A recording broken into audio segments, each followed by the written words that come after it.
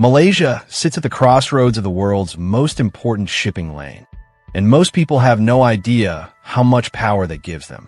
Over $5 trillion in global trade passes through their waters every single year. That's not a typo. $5 trillion. But their geographic advantage? It goes way deeper than just location. Let me introduce you to Captain Wei. He's a Singaporean cargo ship operator who's been navigating the Strait of Malacca for 23 years. He told me something that still keeps me up at night. If the strait closes for even 48 hours, the entire global economy feels it within a week. Here's why that matters. 40% of all global maritime trade passes through the Strait of Malacca. At its narrowest point, it's just 1.7 miles wide. That's narrower than the distance between Manhattan and Brooklyn. In Malaysia, they control both sides of this choke point. According to a 2023 Lloyd's List Intelligence report, any disruption here costs the global economy approximately $58 billion per week. Imagine if you own the only bridge connecting two continents.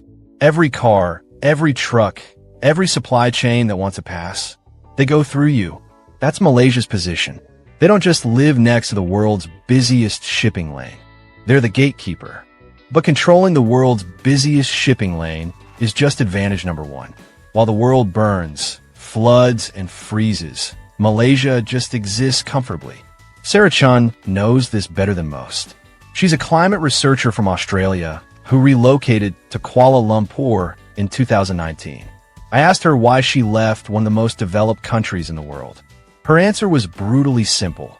I was tired of bushfires, cyclones, and temperature extremes. Malaysia has none of that, and she's not exaggerating. Malaysia sits 3 to 8 degrees north of the equator, perfectly positioned outside the typhoon belt.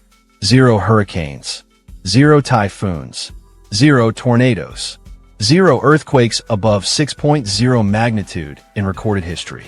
A 2024 University of Malaya study found Malaysia experiences 78% fewer natural disasters than the average Southeast Asian nation. Think about that. While their neighbor, the Philippines, gets pummeled by 20 typhoons a year, Malaysia gets rain. Just rain. Steady, predictable, life-giving rain.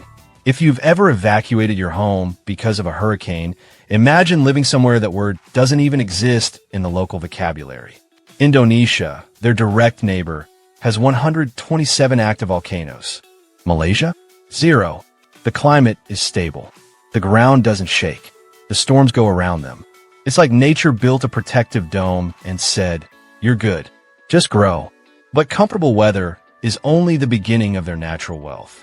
Malaysia might be the most resource-rich country per square mile on Earth. And I'm not being hyperbolic. Let's count what's underneath and growing on their land. Palm oil, world's second largest producer, 28% of global supply. Rubber, it originated here, still a top 5 producer globally.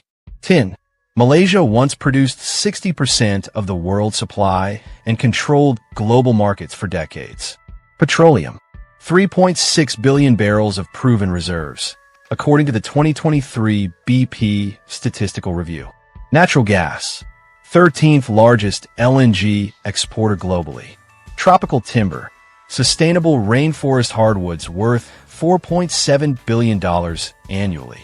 David Uy understands this wealth intimately. He's a second-generation plantation owner in Johor. His grandfather bought the land for almost nothing in 1960. Today, those same palm trees generate $2 million a year.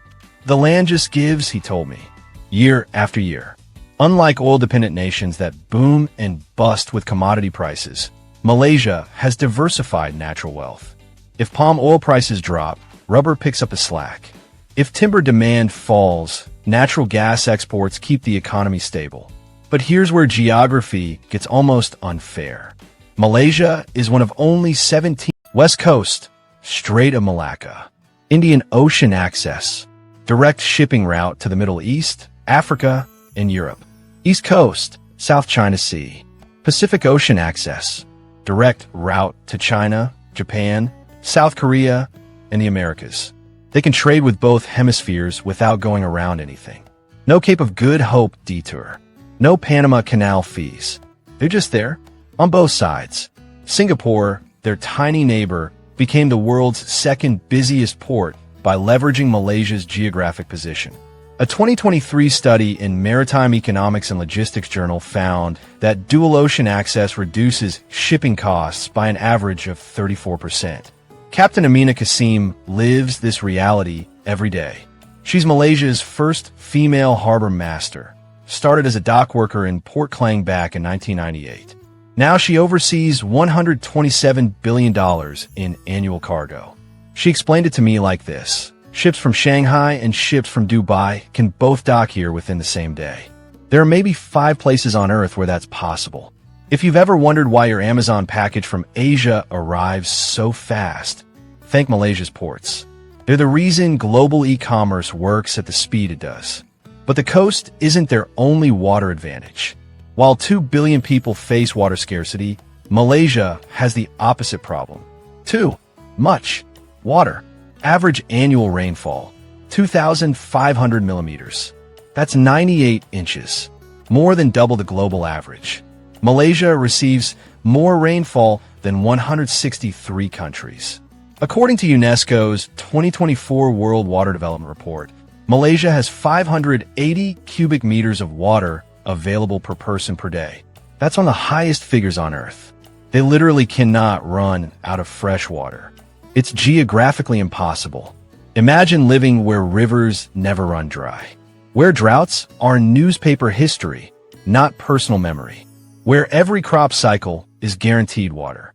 Ahmad Risal is a rice farmer in Kedah, Malaysia's Rice Bowl state. My grandfather farmed this land. My father farmed this land. The water never stopped, he told me. Not once in 80 years. That's generational security most of the world can't even dream about. But all this abundance comes with one dark secret. Here's the uncomfortable truth no one wants to say out loud. All these advantages have made Malaysia complacent.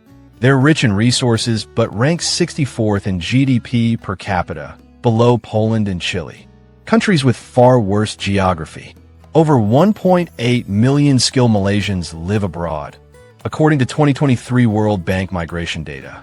Engineers in Singapore, doctors in Australia, tech workers in the US. The brain drain is real. This is called the resource curse. Countries with abundant natural resources often develop slower than resource-poor nations. Norway avoided it through discipline and reinvestment. Malaysia partially fell into it. Dr. Jomo Kwame Sundaram, former UN Assistant Secretary General and one of Malaysia's most respected economists, put it bluntly. Geography gave Malaysia a lottery ticket. Policy choices determine whether they cash it in or lose it. If you've ever felt frustrated watching potential go to waste, imagine being Malaysian right now. You know your country could be a top 20 economy. You know the ingredients are all there, but the recipe isn't being followed. There is hope, though. The new generation is pushing for reform. The tech sector is booming. Renewable energy investments grew 47% year over year in 2024. The story isn't over. So here's the million-dollar question. If you could redesign one policy to make Malaysia the next Singapore or South Korea, what would it be? Top comment gets pinned. Let's see who actually understands